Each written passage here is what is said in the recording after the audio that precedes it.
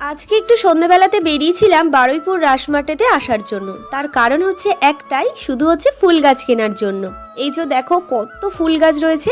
আমি তো এখানে একটা অ্যাডেনিয়াম গাছ দেখছিলাম, গাছটা কত দাম বলছে জানো, 200 টাকা, একটু বেশি বলছে না? তারপরে আমি দেখছিলাম কয়েকটা গাঁদা ফুল গাছের চারা, কিন্তু এই গাছগুলো দেখছিলাম বড্ড ছোট ছোট। এত ছোট ছোট চারা নিলে কবে ফুল ফুটবে বলো তো বড় হয়ে, তার জন্য আর কি রেখে দিলাম। আর আমার হাতে যে গাছটা দেখছো, এটা একটা মুসম্বি লেবু গাছ, ভেবেছিলাম নেব, তো তারপর ভাবলাম যে আগে ফুল গাছগুলো নিই, যদি টাকা বাঁচে তাহলে আমি ওটা নেব।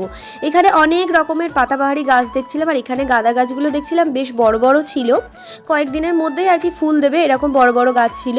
তো দেখে শুনে আর কি 5টা মতো নিয়েছিলাম, 15 টাকা করে বলছিল, তো শেষমেশ আর কি বলাতে 12 টাকা করে নিয়েছিল।